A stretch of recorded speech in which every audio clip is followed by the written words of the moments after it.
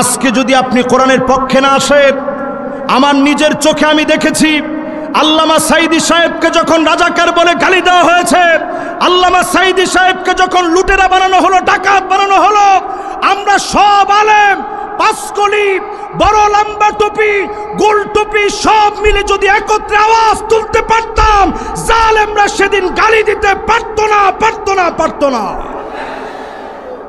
সেদিন আমরা তা করতে পারিনি। সেদিন আমরা আল্লামা সাঈদীর পক্ষে কথা বলতে পারিনি। আমি আমার নিজের মাহফিলে দেখেছি, চুনতির মাহফিলের ভিডিও এখনো ইউটিউবে আছে।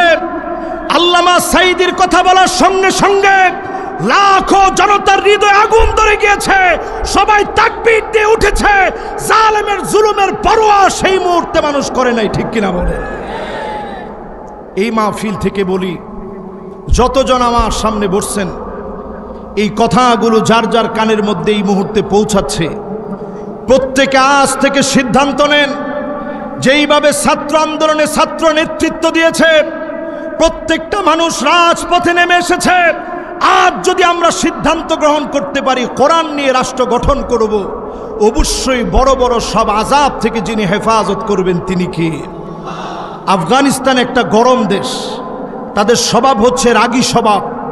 আমাদের দেশের মানুষ বড় নরম স্বভাবের। গরমের পরে একটা নরম দেশকে আল্লাহ বিজয় দিবেন, এই দেশের দিকে আল্লাহ তাকায় আছেন। শুধু আপনি একটু এগিয়ে আসেন, আপনাকে দিয়ে যিনি দিনকে বিজয়ী করে দিবেন তিনি কে? কত নম্বরে আছেন? খেল আছে? সবাই বলেন কত নাম্বার? 1 নাম্বারটা কি বলেন তো দেখি? মাশাআল্লাহ, 1 নম্বরে বিচার করতে হবে কি দিয়ে? এই যে এখানে একটা ছেলে আছে, দেখেন অতি সাধারণ ছেলে। দাঁড়াও তো তুমি। এই হাসিবের কাছে আমার 1টা 2টা ওয়াজ না, 400 ওয়াজ আছে তার কাছে। আমার অধিকাংশ মাহফিল তার মুখস্থ। সাতক্ষীরার যে জায়গায় মাহফিল হয় ও ছুটে চলে যেত। বিগত যতদিন আমি মাহফিলে আসছি সব মাহফিল ওরে পাইছি। এই ধরনের যুবকদের পরিবর্তনের মধ্য দিয়ে দিনকে যিনি বিজয়ী করবেন তিনি কে? তাহলে 1 নাম্বার কাজ কি? 2 নাম্বার কাজ কি? মন গড়া বিচার চলবে। 3 নাম্বার কাজ কি? সতর্ক থাকা লাগবে। আনসার লীগ, রিক্সা লীগ, নামে বেনামে কোনো লীগ এসে যেন আমাদের বিজয় ছিনায় নিতে না পারে, ঠিক কিনা বলেন? সম্ভাবনা আছে সামনে একটা সিভিল কো হওয়ার। এই সিভিল কো যেন আমার দেশে কোনোভাবে হতে না পারে, এজন্য সবাই মিলে সতর্ক থাকা লাগবে, ঠিক কিনা বলেন? এরপরে 4 নাম্বার কাজ কি? এরপরেও যদি কোরআনের দিকে না আসেন, বড় বড় আযাব গজব দিয়ে যিনি পাকড়াও করবেন তিনি কে? কয়টা গেছে? 5 নম্বরে আল্লাহ রাব্বুল আলামিন বলেন, ওয়া ইন্না কাসীরাম মিনান নাসি লাফাসিকুন।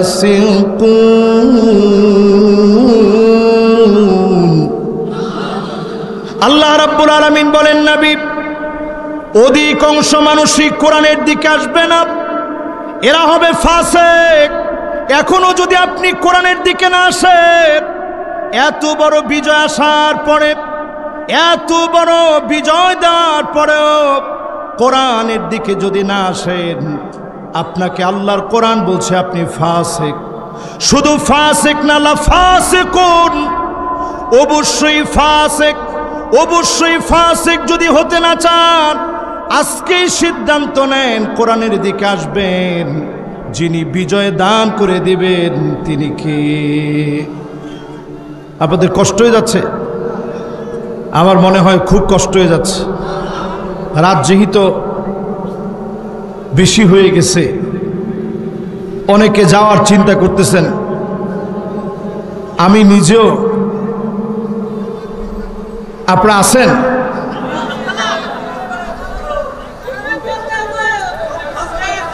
আমি তো দেখতেছি অধিকাংশ মানুষ এখন নড়াচড়া করতেছে।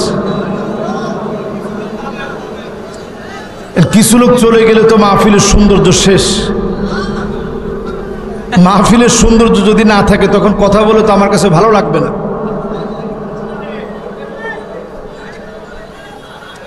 মাশাআল্লাহ, জোরে একজনে আল্লাহর নামে একটা তাকবীর দেন তো দেখি, আল্লাহ যেন পরিবেশটা ফিরিয়ে দেয়। পড়েন আমিন।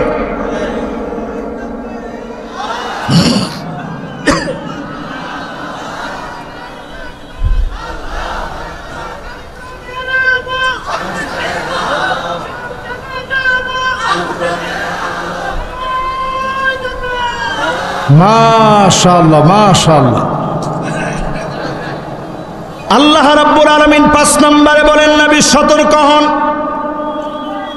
অধিকাংশ লোক কোরআনের দিকে আসবে না, লাফাসিকুন, এরাই হবে অবশ্যই ফাসিক।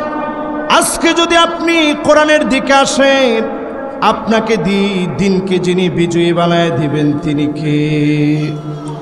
এখনো অনেকে দেখবেন মনে মনে চিন্তা করতেছে ইসলাম দিয়ে তেমন কিছু হবে না, ইসলাম পন্থীদেরকে দিয়ে তেমন কিছু হবে না। যুগ জামানা পাল্টে দিতে চাই না অনেকজন, এক মানুষই আনতে পারে জাতির জাগরণ। বাদাল ইসলামু গরিবান ওয়া সায়াউদু গরিবান তুবা লিল গুরাবা।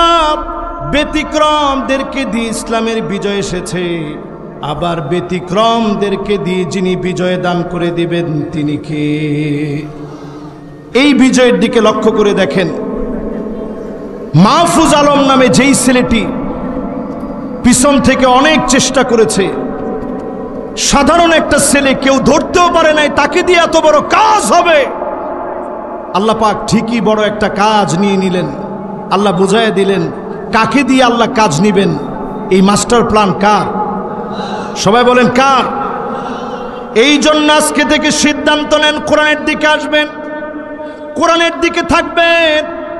এমন একটা সময় আসবে, আল্লাহর হাবিব বললেন, লুকা ইবনু লুকা, সব খারাপ লোকদের নেতৃত্ব চলবে, বাজে লোকদের নেতৃত্বের পরে আবার আল্লাহ সুযোগ দিয়েছেন।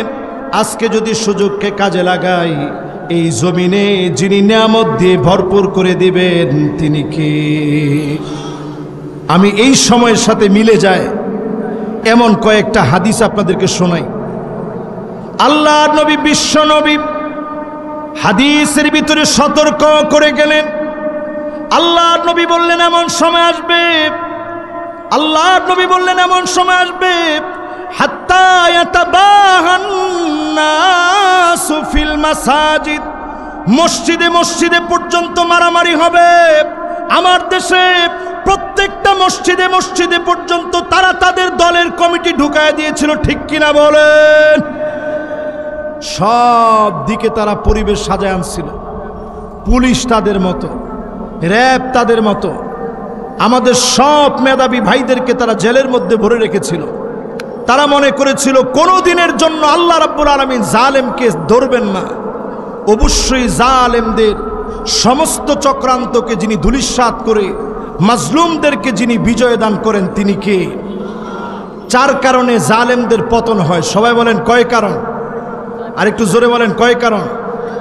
মান ইয়াতামাদা আলা মালিহি কল্লাব, আপনি যখন মনে করবেন অনেক টাকা আমার হয়েছে, যার সাথে ইচ্ছা জুলুম করব, এই টাকা নিয়ে যখন অহংকার করবেন, এমন জালেমদেরকে যিনি ধূলিসাৎ করে দিবেন তিনি কে? দরবেশের দিকে তাকায় দেখেন, মুখের মধ্যে পরে দাড়ি ছিল, জোরে কোন দাড়ি ছিল, ব্যাংকের ঋণ খেলাফি হাজার হাজার কোটি টাকা।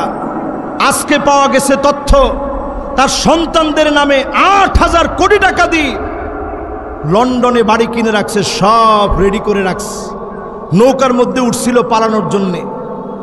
যখন তারে ধরছে, লুঙ্গির মধ্যে পায়খানা করে দিস, বলছে ভাই একটা লুঙ্গি এনে দেন, অন্তত লুঙ্গিটা একটু পাল্টাই। এই সুযোগ পর্যন্ত আল্লাহ দেয় নাই। বিচারপতি মানিক আমাদের প্রিয় আল্লামাকে নিয়ে কত রকম বাজে মন্তব্য করেছে, পালানোর আগে তো গণপিটুনি খেয়েছেই, এমনকি কোর্টে উঠানোর আগে একটু হালুয়া মিষ্টি খাওয়ায়া তারপরে উঠেছি, ঠিক কিনা বলে? সিলেটের মানুষ খুব আতিথি পরায়ণ, একটু আতিথিয়তা দিয়ে তারপরে উঠেছ। আল্লাহ বুঝাই দিয়েছে জালেমদের সার আল্লাহর জমিনে হবে না, ঠিক কিনা বলে?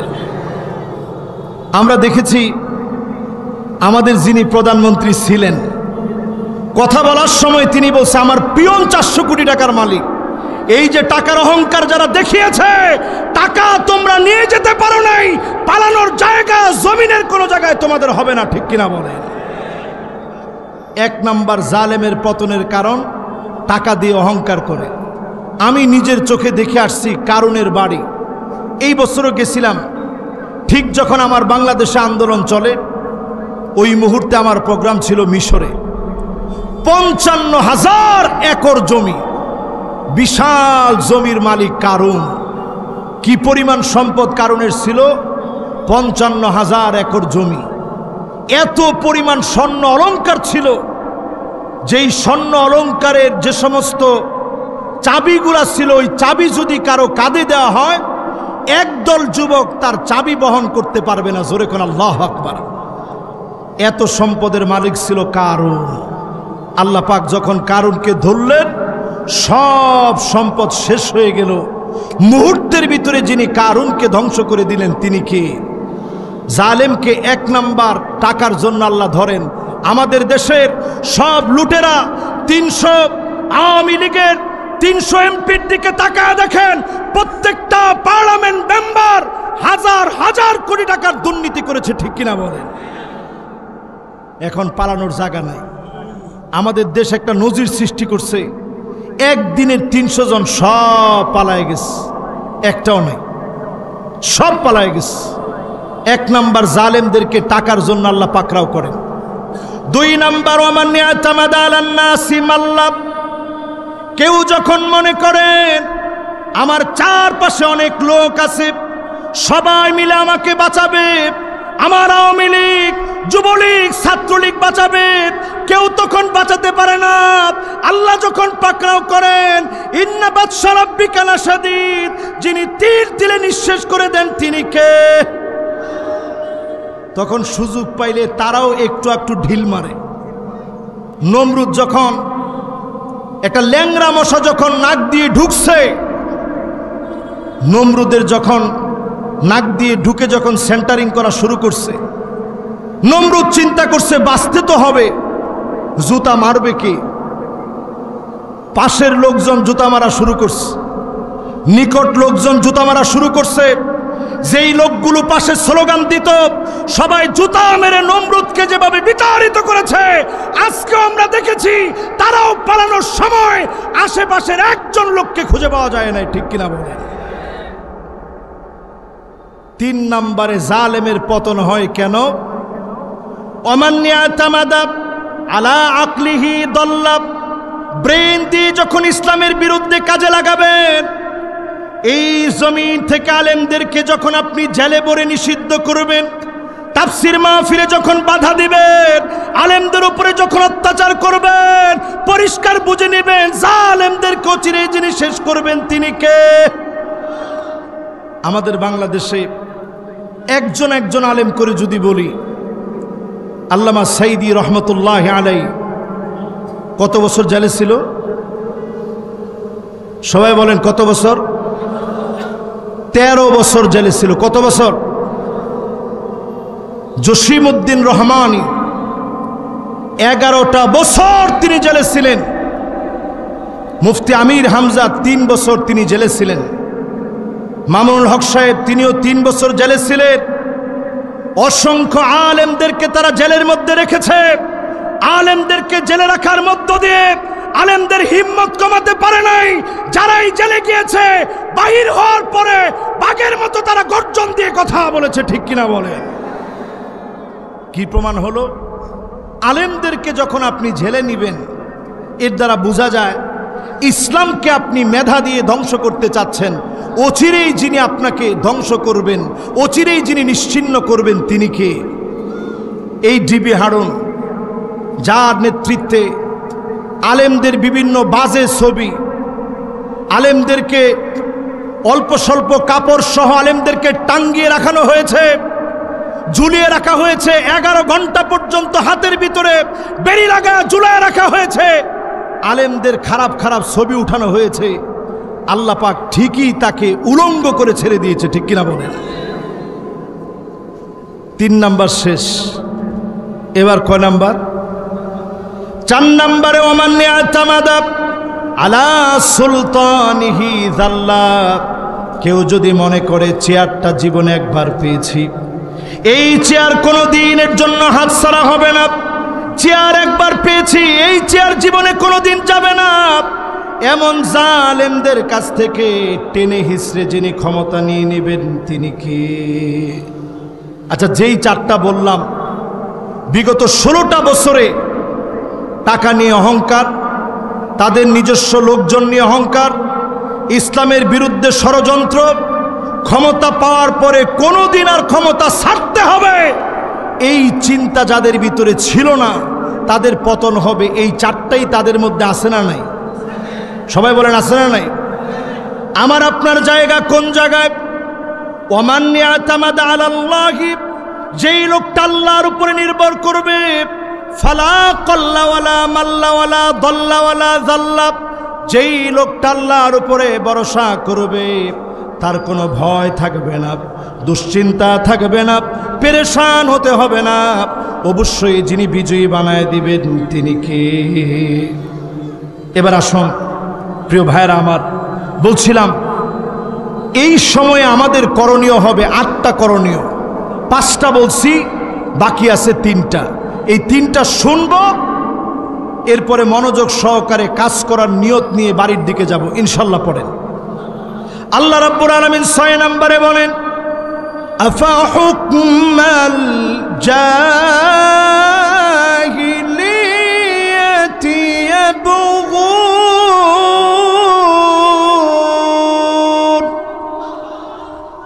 আল্লাহ পাক বলেন, নবী, এত কিছুর পরেও লোকেরা কি জাহিলিয়াতের দিকে চলে যাবে?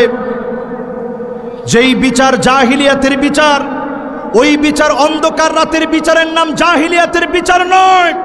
জাহিলিয়াতের বিচার হচ্ছে ওই বিচার, ব্যারিস্টার আরমানের মতো দেশের সুশিক্ষিত, এদেশের সম্পদ যারা হতে পারত তাদেরকে 8টা বছর আইনা করে রাখার নাম জাহিলিয়াতের বিচার। ঠিক কিনা বলেন? আপনারা তো দেখেন নাই, আমার নিজ চোখে আমি গিয়ে দেখে আসছি। সেদিন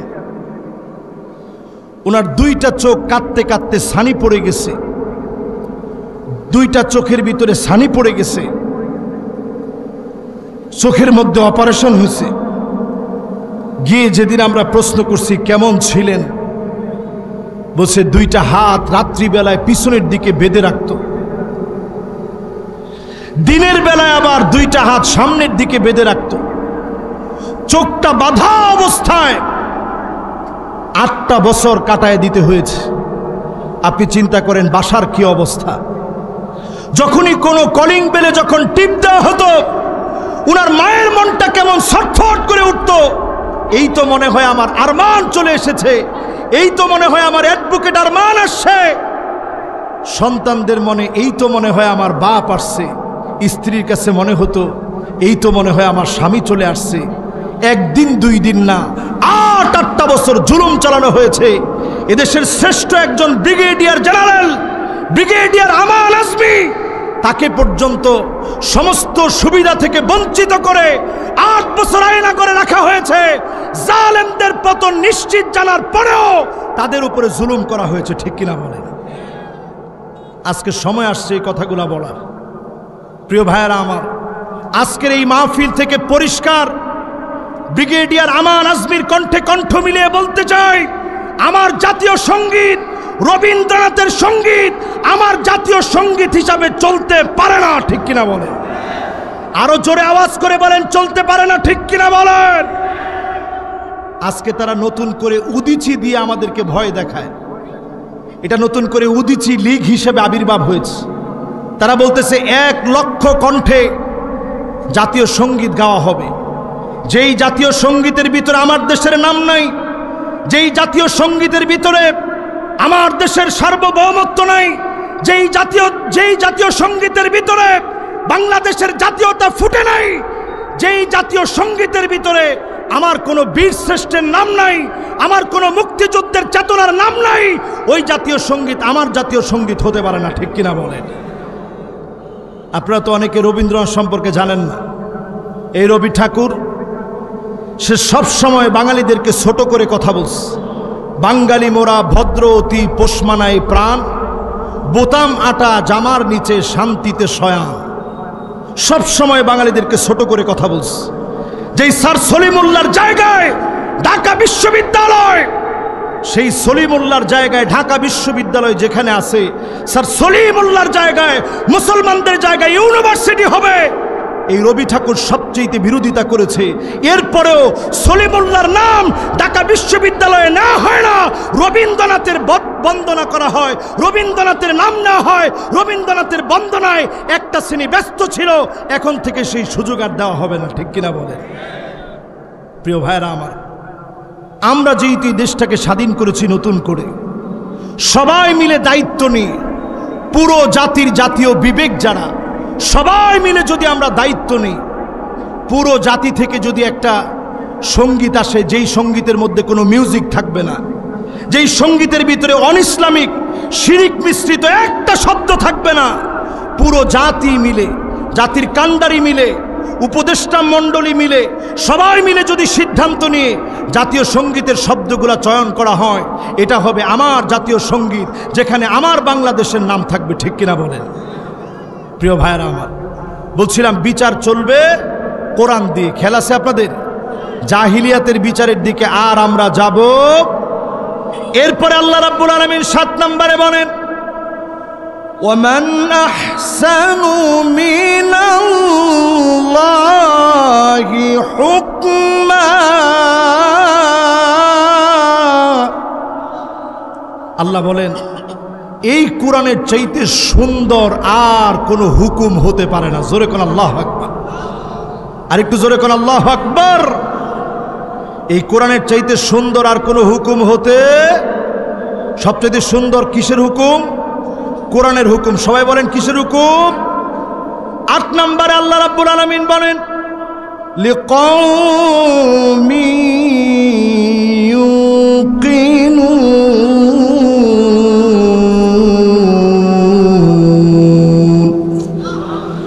শুধুমাত্র বিশ্বাসী যারা হবে, প্রবল বিশ্বাসী যারা হবে, যায় নামাজে দাঁড়িয়ে মাজলুম অবস্থায় যারা চোখের পানি ছেড়েছে, বিজয়ের সময়ে যারা মালিকের জন্য শুকরগুজারি করেছে, এই বিশ্বাসী লোকেরা একমাত্র কোরআনের দিকে আসবে। আজকে আপনি তাকায় দেখেন, অনেকেই চাঁদাবাজি নিয়ে শুরু করে দিয়েছে, টেন্ডারবাজি নিয়ে শুরু করে দিয়েছে, জায়গায় জায়গায় মারামারি শুরু হয়ে গেছে। আপনি যদি কোরআনের দিকে আসেন, অবশ্যই যিনি সফলতা দান করে দিবেন তিনি কে?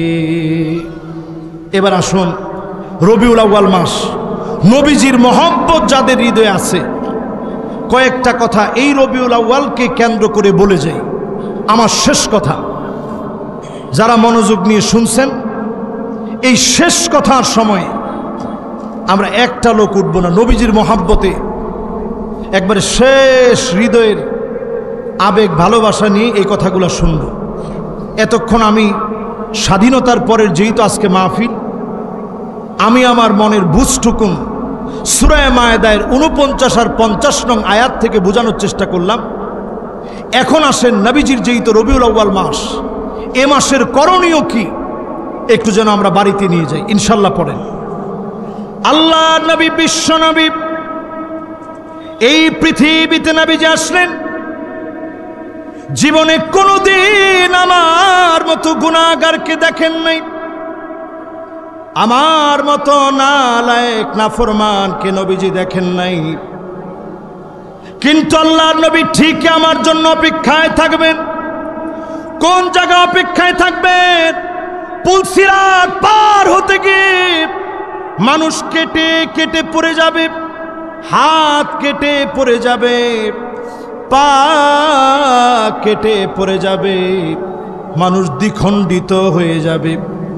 সেই মুহূর্তে আল্লাহর নবী পুলসিরাতের কিনারায় দাঁড়ায়, ইয়া রাব্বি সাল্লিম, ইয়া রাব্বি সাল্লিম, বারবার আল্লাহ পাকের কাছে দোয়া করবেন। নবীজি দোয়ার কারণে উম্মতদেরকে যিনি মাফ করে দিবেন তিনি কি? আল্লাহর জান্নাতের ভিতরে 120টা কাতার হবে। সবাই আওয়াজ করে বলেন কয়টা? সবাই আওয়াজ করে বলেন কয়টা? 120টা কাতার হবে আল্লাহর জান্নাতের ভিতরে। নবীজি বলেন সামানুনা মিন উম্মতি, আল্লাহর নবীর উম্মতদেরকে দিব আল্লাহর জান্নাতের একটা না দুইটা না 80টি কাতার নবীজির উম্মতদেরকে দিয়ে পোড়া হবে। অন্যান্য সব নবীর উম্মত 40 মিন সাইরিল উমাম, অন্য সব নবীরা উম্মতদেরকে নিয়ে 40টা কাতার মাত্র পূর্ণ করবে। আমার নবীর উম্মতদেরকে দিয়ে 80 কাতার যিনি পূর্ণ করে দিবেন তিনি কে? নবী সেদিন গর্ব করে আল্লাহর কাছে বলবে, ইন্নী মুকাসিরু বিকুমুল উমাম, আয় আল্লাহ আজকে আমি অনেক উম্মত নিয়ে জান্নাতি, এত উম্মত নিয়ে আজকে জান্নাতি। আল্লাহর নবী সেদিন আল্লাহর কাছে গর্ব করে বলবে, এই সব উম্মতগুলো আমার। আল্লাহর নবী সেদিন গর্ব করবে, আল্লাহর নবী সেদিন খুশি হয়ে যাবে, আল্লাহর নবী সেদিন প্রশংসা করবে, আল্লাহর সামনে গর্ব করে বলবে, এই সব উম্মতগুলো আমার, এই সব উম্মতগুলো আমি নবীর উম্মত। আল্লাহর নবী সেদিন আমাকে আপনাকে নিয়ে গর্ব করবে। চিনবেন কেমনে? গুররান মুহাজ্জালিনা মিনাল ওয়াদুব, চেহারার ভিতরে ওজোর পানিগুলা জগজগ করবে, চকচক করবে। আল্লাহর নবী দেখি চিনবে এটা আমার উম্মত। নবী সেদিন শাফাত করবে, যিনি ধন্য বানায় জান্নাতি বানায় দিবেন তিনি কে? এবার আসেন 5 শ্রেণীর মানুষ নবীজি এদেরকে শাফাত করবেন। কয় শ্রেণী? একটু হাত উঠায় দেখান তো কয় শ্রেণী? মাশাআল্লাহ, একটু নাড়া দেন।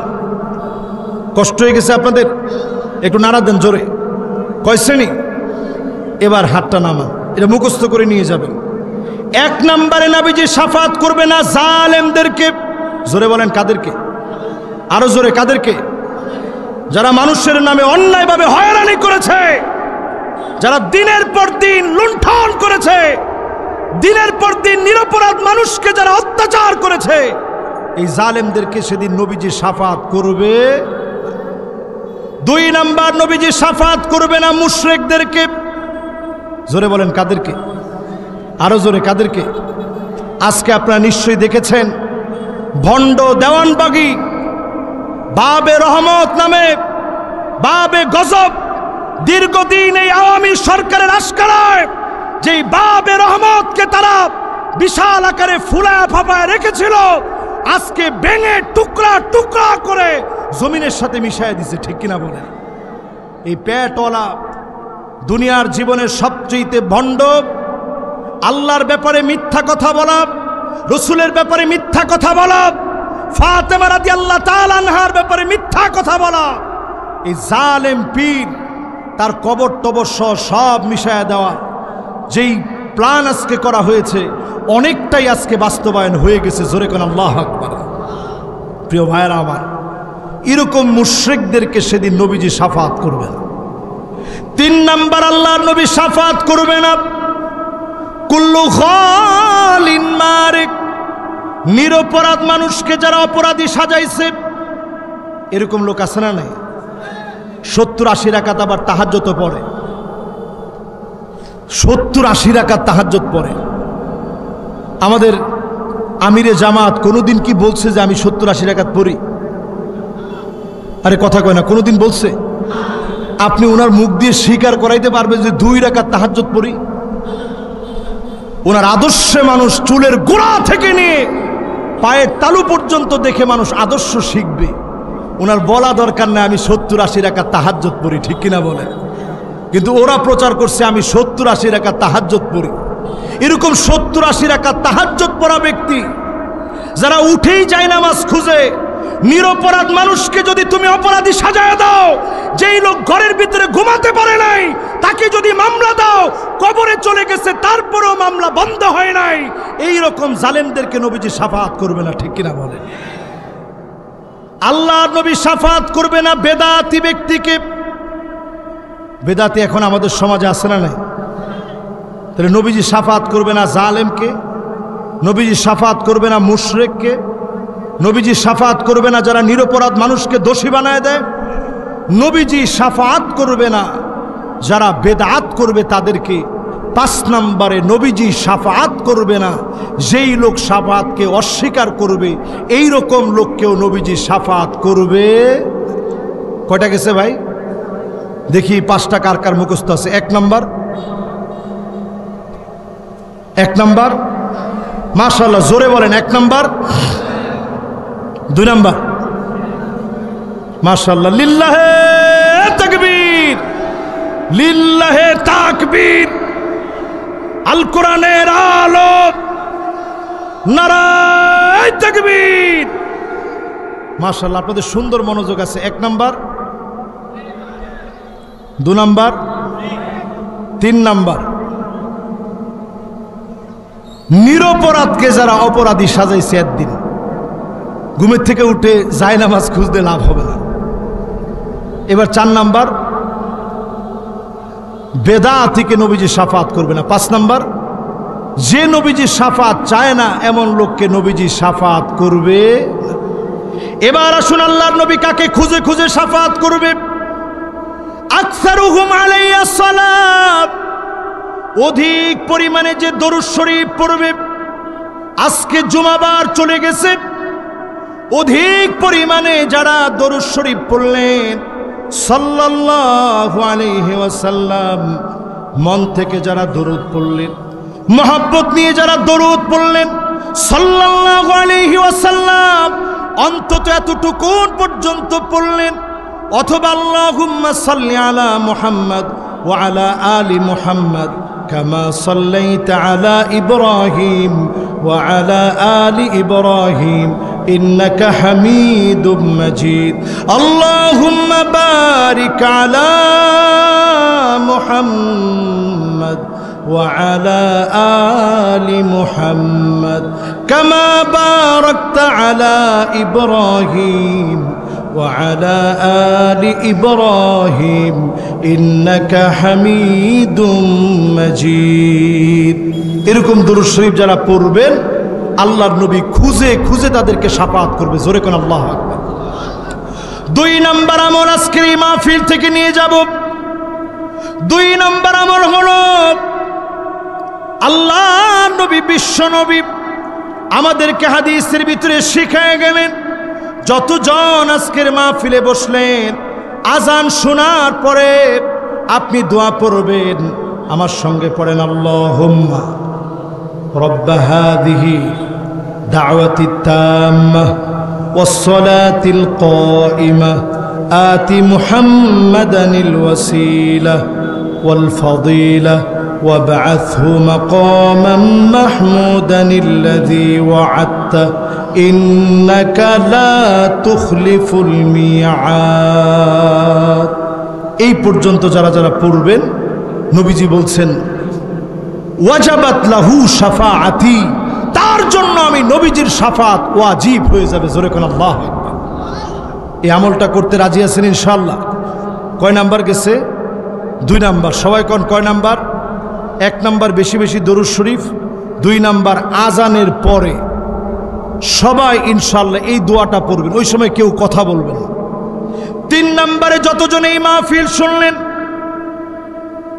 আল্লাহর হাবিব রাসূল করিম সাল্লাল্লাহু আলাইহি ওয়াসাল্লামকে আবু হুরায়রা রাদিয়াল্লাহু তাআলা আনহু প্রশ্ন করলেন, আসাদুন নাস বিশাফাতি, কে সবচেয়ে সৌভাগ্যবান হবে শাফাত পেয়ে? আল্লাহর নবী বললেন, মান ক্বালা লা ইলাহা ইল্লাল্লাহ খালিসান মিন কলবিহি আও নাফসিহি, মন থেকে যেই লোকটা কালেমা পড়ল, কালেমার জন্য ফাঁসির মঞ্চে গেল, তারপরেও কালেমার বিরুদ্ধে যায় নাই, পরিবার ছাড়ল, সম্পদের চিন্তা করে নাই, জীবনের মায়া করে নাই, সব দিনের জন্য দিয়ে দিল, এমন লোকদেরকে ডেকে ডেকে যিনি নবীজির শাফাতে ধন্য বানায় দিবেন তিনি কে? 3 নাম্বার শেষ। এরপর 4 নাম্বারে আজকে থেকে নিয়ত নিয়ে নেন, এই কাজ আমরা প্রত্যেকে করব, খুব বেশি কঠিন কাজ না, একেবারে সহজ কাজ, একেবারে সহজ। 1 নাম্বার কাজ হচ্ছে, যতজন এখানে বসছেন 1 নাম্বার কাজ আজকে থেকে অধিক পরিমাণে দরুদ শরীফ পড়বেন। 2 নাম্বার কাজ আজানের পরে সবাই দোয়া পড়বেন। 3 নাম্বার কাজ, যতজন আজকের এখানে বসছেন মন থেকে কালেমার উপরে টিকে থাকবেন। যত জুলুম নির্যাতন আসুক, কালেমার পথ ছাড়া যাবে। এবার কয় নাম্বার? মাশাআল্লাহ, কয় নাম্বার? এতগুলা নাম্বার বলার পরও আপনাদের মনোযোগ আছে এবং যারা শুনতেছেন একেবারে মন দিয়ে শুনতেছেন, এটা একটা পাওয়ার দিক। 4 নাম্বারে, যতজন আমরা এখানে বসছি, আল্লাহর নবী আমাদেরকে আদর করে বলেন, কেউ যদি মারা যায় আমার মদিনায়, এই যে আমার ভাই মারা গেছেন মরহুম আব্দুল গফফার রহমতুল্লাহ আলাইহি, ওনার সাথে আমার সম্ভবত এখানে একটা ফুটবল মাঠের এই পাশেই মনে হয় কোনো একটা মাহফিল করেছিলাম। কোন জায়গায় জানি? ও এই মাহফিলকে আমি আর আসছি সম্ভবত বারোয়াখালী মাহফিলে। কোন জায়গায়? ওই জায়গায় ওনার সাথে দেখা হয়েছে। অত্যন্ত দ্বীনি মেজাজের একজন মানুষ ছিলেন, যার চুলের গোড়া থেকে পায়ের তালু পর্যন্ত দেখলে আমার কাছে মনে হয় সুন্নতের পরিপূর্ণ অনুসারী একজন ব্যক্তি ছিলেন, ঠিক কিনা বলে? তিনি চলে গেছেন। রাসূল করিম সাল্লাল্লাহু আলাইহি সাল্লাম হাদিসের ভিতরে বলছেন, যেই লোকটা আমি নবীকে ভালোবেসে আল্লাহর কাছে বলবে, আয় আল্লাহ তোমার মদিনায় কবুল করে নিও, আল্লাহর নবী বলেন ওই লোকের পক্ষে দাঁড়ায় আমি সাক্ষী দিব আর বলবো, আল্লাহ এই লোকটা না শাহিদুন লাহু, আমি নবী সাক্ষী দিচ্ছি আমাকে খুব ভালোবাসতো, আল্লাহ তুমি মাফ করে দিও। নবীজির কথার কারণে যিনি মাফ করে দিবেন তিনি কে? প্রিয় ভাইয়েরা, আমার মরহুম ভাইয়ের জন্য দোয়া চাই, আল্লাহ যেন ওনাকে মাফ করে জান্নাতি বানায় দেন, পড়ে না আমিন। এই জন্য যতজন মদিনায় যাবেন আল্লাহর কাছে ওইখানে গেলে ফরিয়াদ করবেন। এই বছরও আমি মদিনায় যাওয়ার পর আল্লাহর কাছে একেবারে মন থেকেই বলছি, আল্লাহ আর যদি তুমি দেশে ফিরে না নাও, আল্লাহ মদিনার বুকে তুমি কবুল করে নিও, পড়ে না আমিন। শাহাদাতের মৌত আল্লাহ তুমি দিয়ে দিও। এই দোয়া যারা করবে নবীজি সাল্লাল্লাহু আলাইহি সাল্লাম তাদেরকে শাফাত করবেন। 4 নাম্বার। 5 নাম্বারে আল্লাহর নবী শাফাত করবে খুঁজে খুঁজে ওই ব্যক্তিকে। আল্লাহর নবী বলেন ওই লোকটাকে নবীজি শাফাত করবে। নবীজি বলেন যেই লোকটা অনেক গুনাহ করে ফেলেছে, শাফাতি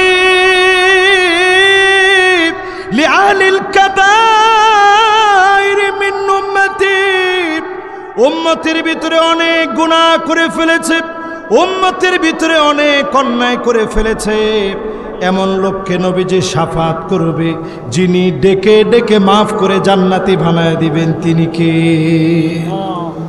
এবার একটু পড়া নেই, শেষ সময় একেবারে বিদায়ের দ্বার প্রান্তে আমরা ঠিক মোনাজাত দিয়ে মাহফিল থেকে বিদায় নিব। শেষ এই বিজয়ী মোনাজাত থেকে একজনও আমরা মাহরুম হব না। এই মাহফিলে যারা ছিলাম, শেষ পর্যন্ত যারা শুনেছি, প্রত্যেকের কাছে বিনয়ের সঙ্গে বলেন তো দেখি, নবীজি 1 নম্বরে শাফাত করবে কাকে? অধিক পরিমাণে দরুদ শরীফ যারা পড়বে। ঘুম আসতেছে না, আপনি দরুদ শরীফ পড়েন সাল্লাল্লাহু আলাইহি ওয়াসাল্লাম, সাল্লাল্লাহু আলাইহি ওয়াসাল্লাম। আমি আরব দেশে নিজের চোখে দেখেছি 2 জনের মধ্যে ঝগড়া লাগছে। আরবে কেউ ছিলেন এরকম আছেন? এখানে নাই। 2 জন ঝগড়া লাগছে, তৃতীয় একজন এসে বলছে সাল্লু আলান নবী, নবীজির নামে একটু দরুদ শরীফ পড়ো। সঙ্গে সঙ্গে ঝগড়া মিটে গেছে, আর ঝগড়া নাই। 2 জনেই বলে ফেলছে সালাওয়াতুল্লাহি ওয়া সালামুহু আলাইহি।